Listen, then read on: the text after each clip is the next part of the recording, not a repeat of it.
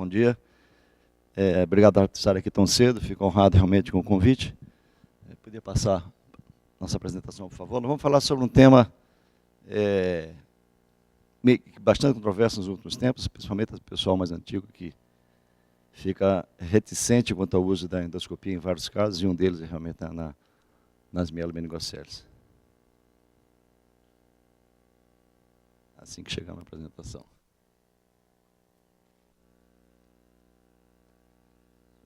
Okay. Obrigado. Bom, esse é o tema, basicamente, é quando indicar a terceira ventriculostomia nos casos de mielomeningocele. E hoje em dia a gente sabe que a terceira ventriculostomia tem sido considerada realmente o tratamento padrão para a hidrocefalia obstrutiva. Há quem descreva até que seria talvez até antiético não oferecer a oportunidade de fazer terceira ventriculostomia em pacientes que têm uma forma de hidrocefalia obstrutiva e que tenham mais de 2 anos de idade. Então, ela passou inicialmente de indicação para estenose de aqueduto, tumores na região pineal, região posterior do terceiro ventrículo, infartos cerebelares, malformação de Walker, desde que haja comunicação do aqueduto com o terceiro ventrículo, do quarto com o terceiro, aneurisma de Galeno, passou indicações na presença de seringomelia associada à hidrocefalia com ou sem Chiari, hemorragia intraventriculares, algumas indicações que são discutíveis com hidrocefalia normal, pós-infecciosa, que tem um índice menor de sucesso, na mielomeningocele, vamos falar aqui sobre isso, multiloculadas, associadas a encefalocele, tumores posterior, enfim, uma gama grande de casos de hidrocefalia associados a isso. Especificamente em relação à mielomeningocele, praticamente quase todas as crianças com mielomeningocele apresentam hidrocefalia, e é uma forma muito precoce, algumas vezes detectada até intraútero, e ela tende a se manifestar, mesmo quando a criança nasce sem hidrocefalia, é frequente essa manifestação nos primeiros meses de vida dessa criança, quer dizer, nem só a criança que nasce sem hidrocefalia pode desenvolvê-la. Então, uma coisa para o tratamento endoscópico, ela é diagnosticada muito precocemente. Junto com a hidrocefalia, além da obstrução, a circulação licórica evidente, há uma associação com outras malformações, como disgenesia do corpo caloso, que é frequente. E a gente tem que pensar em tratar a hidrocefalia, porque essa criança tem que aprender a andar, tem que aprender a usar tutores, tem que aprender a fazer cateterismo emitente, então a cabecinha tem que estar com função cognitiva melhor para ajudar na reabilitação dessa criança. No mundo inteiro, o tratamento mais utilizado na hidrocefalia associada à mielomeningocele é o implante da válvula, né? Algumas vezes a válvula implantada já no primeiro dia de vida, no mesmo tempo cirúrgico da correção da mielomeningocele, desde que tenha nascido, desde que não tenha passado muito tempo, desde o nascimento da criança, que a placa não esteja colonizada.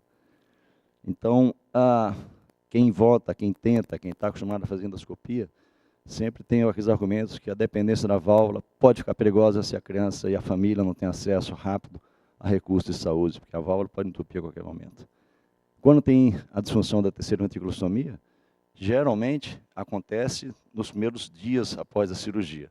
Lógico, pode acontecer obstruções tardias, mas são mais raras, são mais frequentes realmente a obstrução logo depois. Mas a taxa de sucesso na endoscopia associada à meningocele são muito baixas.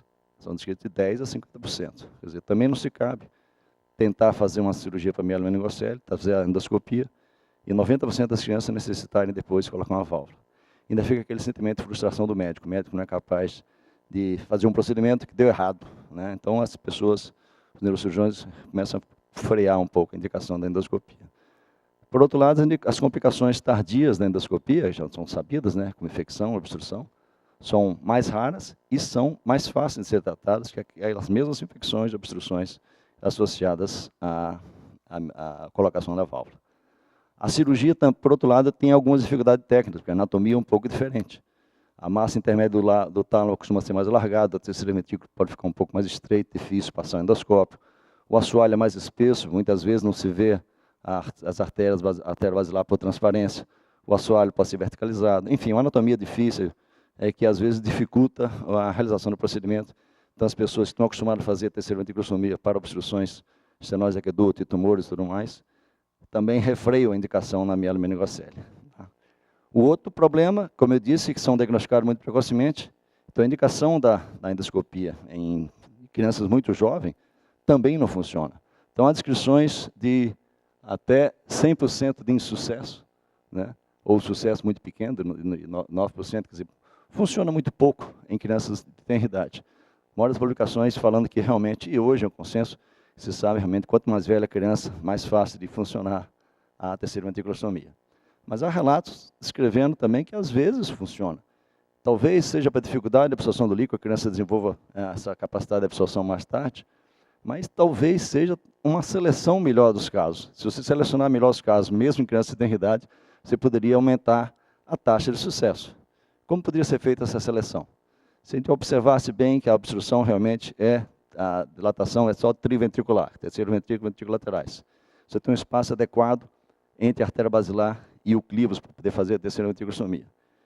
E julgar algumas contraindicações relativas. Criança muito jovem, etiologia da hidrocefalia basicamente causa adesões no espaço aracnoideu, como infecção ou sangramento, né? Meningite, hemorragia, endoscopia prévia foi contraindicação, mas é uma coisa relativa, né? Ventrículo em fenda, que já foi contraindicação, hoje passa a ser até indicação em alguns casos. O manto cortical muito fino e hidrocefalias comunicantes. Mas são indicações relativas, né? Na maneira geral, quando você pega uma criança com mielomeningocele e terceira ventriculostomia, sempre é bom lembrar pessoas que têm uma experiência muito grande. E esse trabalho do Orff, que realmente que ele fez, estando trabalhando em Uganda, que não tinha válvula, então ele tinha obrigado a fazer endoscopia em todas as crianças, porque não tinha acesso à colocação da válvula. Ele observou que crianças muito jovens, com abaixo de 1 ano de idade, com mielomeningocele, a taxa de sucesso era de 1/3 das crianças só que funcionava. Então, 1/3 das crianças que fazia a endoscopia funcionar. Isso é um número muito baixo para a gente considerar para a realização desse procedimento. Então, se faz a endoscopia e 1/3 não funciona, talvez pague a pena até passar direto à colocação da válvula para não submeter a criança a 2 cirurgias ou 2 procedimentos. Mas ele passou a ter uma outra ideia, que essa ideia realmente, cada dia que passa, tem ganhando mais adeptos, que a gente vai fazendo e vê que isso funciona. Quando você associa a terceira ventriculostomia endoscópica à coagulação do plexo coroide. Então, quando você faz a coagulação do plexo coroide, o índice de sucesso sai de 1/3 da criança para 2/3 das crianças começa a funcionar. Espera um pouquinho só. Podia clicar na estrelinha aí, por favor? Para ver o filme. Você consegue ver só um pouco da coagulação. Então, quando se passa a fazer a coagulação do plexo coroide, o índice de sucesso passa a ser mais elevado. 76%, 2/3, equivale talvez até ao sucesso que a gente tem com a colocação da válvula. Porque é sabido que quando se coloca uma válvula numa criança, 1/3 dessas crianças, 30%, vai ser reoperada já no primeiro ano de vida. E considerando também que quem tem uma válvula, um dia vai ser feita uma reoperação, então a endoscopia passa a ser realmente uma indicação muito boa. Os resultados ficam sendo superiores ao uso da válvula e os resultados cognitivos são semelhantes à colocação da válvula. Quer dizer, não há piora, não há risco de realização de dano cerebral. O problema da realização da coagulação do plexo coroide, que é feito da maneira tradicional, após a terceira ventriculostomia, passa a descoagular o plexo coroide, abre-se um orifício no septo pelúcio, passa para o outro lado, pode ser feita coagulação, fica faltando o plexo coroide dos cornos temporais. Então, para fazer isso, aí é necessário ter um endoscópio flexível, que possa realmente entrar no corno temporal e realizar a coagulação do plexo coroide. Então, se conseguir fazer isso, uma coagulação bem feita, e hoje está se fazendo bastante, com o endoscópio rígido, é possível ser feito em crianças com hidranencefalia, mas com mielomeningocele é complicado, porque teria que ter um endoscópio flexível, passa a ser difícil a realização do procedimento. Tá? Passou tudo, começou a passar. Muito bem. Então, o que se considera sucesso? O perímetro cefálico fica na curva normal de crescimento, ou até abaixo, a fontanela fica normotensa, deprimida, desapareçam os sinais ectoscópicos de hidrocefalia, olhar do sapoente, veias ingurgitadas do olho cabeludo, e haja também um controle do tamanho ventricular com o exame de neuroimagem. O exame de neuroimagem implica-se em realizar a tomografia ou mesmo através do ultrassom. Então, e fazendo isso, nós vamos conseguir realmente ter um bom sucesso. Então, em resposta à pergunta que eu falei, quando vai indicar a terceira ventriculostomia? Então, se nós não temos o endoscópio flexível, não vamos fazer a coagulação plexural de maneira adequada.